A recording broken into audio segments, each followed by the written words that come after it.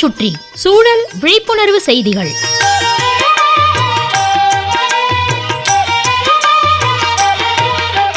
அன்புள்ள சண்முகநாதன் ஐயா அவர்களுக்கு உங்கள் மாணிக்கம் எழுதும் மடல். நலம் நலமறிய ஆவல். பூஜைகள் புனஸ்காரங்கள் நடைபெறும் போது தூபக்கால் நெருப்புல சாம்பிராணி கட்டிகளை போட்டு விசிறுனா புகையும் வாசனையும் வரும். சாம்பிராணி புகை பரவும் இடத்துல செல்வம் கொழிக்கும்ங்கிறது நம்பிக்கை. இந்த சாம்பிராணினா என்ன? இது எங்கேருந்து கிடைக்குது? பிராங்கின்சென்ஸ் என்ற மரத்துக்கு தமிழில் சாம்பிராணி மரம்னு பேர். மலை காடுகளில் இந்த மரம் வளருது. அரபு நாடுகளில் இந்த மரம் அதிகமாக. தமிழ்நாட்டில் ஊட்டி, குன்னூர், கோத்தகிரி, கொல்லிமலை, சதுரகிரியில் சாம்பிராணி மரங்கள் இருக்கான். பிராங்கின்சென்ஸ் மரத்திலிருந்து வடிகிற ஒரு வகை பிசின் தான் சாம்பிராணி ஆகுது. நவம்பர் மாதத்திலிருந்து ஜூலை வரையிலான மாதங்களில் இந்த மரத்தின் இலைகளை அங்கங்கே வெட்டி விடுறாங்க. ரப்பர் மரத்தில் பால் வடிகிற மாதிரி இதுலையும் பால் போன்ற பிசின் வடியும். அந்த பிசின் அப்படியே இறுகி கெட்டியாகிடுது. அதை பீத்து எடுத்து சேகரித்தால் சாம்பிராணி. சண்முகநாதன் ஐயா, ஆச்சரியமாக இருக்குல்ல? அது சரி, பூஜைகளில் இதை ஏன் பயன்படுத்துகிறாங்க? பாறை போல இறுகி இருக்கும் சாம்பிராணி கட்டிய நெருப்பில் போட்ட உடனே இளகி புகையாகி மறைஞ்சிடுது.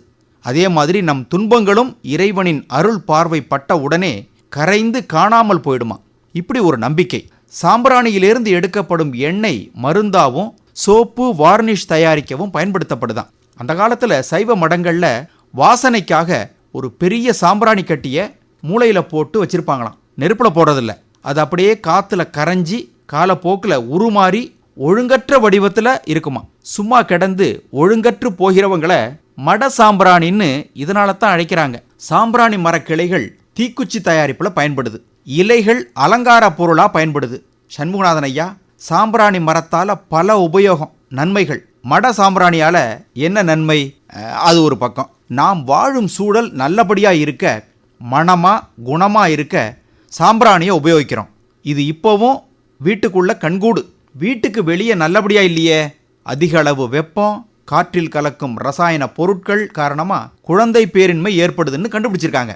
முக்கால்வாசி பிரச்சனைக்கு ஆண்கள் தான் காரணம்னு சொல்லப்படுது. ஒரு 10-15 வருஷத்துக்கு முன்னால் குழந்தை இல்லாததுக்கு ஆண் மலட்டுத்தன்மை 40% இருந்திருக்கு. இப்போ 60% என்ற அளவில் இருக்குதான்.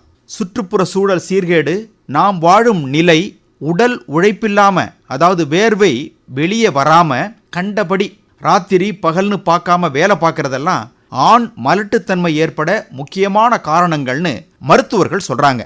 அதே போல நேரந்தவறி கண்ட நேரத்தில் சாப்பிட்றது, புகையிலை, மதுப்பழக்கம், சத்துக்கள் குறைவான உணவை உட்கொள்றதெல்லாம் கூடுதலான காரணங்கள்னு கண்டுபிடிச்சிருக்காங்க. இயற்கையோடு இயைந்து வாழணும். இயற்கையை எதிர்த்து வாழ முடியுமோ? இப்படிக்கு மடல் மாணிக்கம்.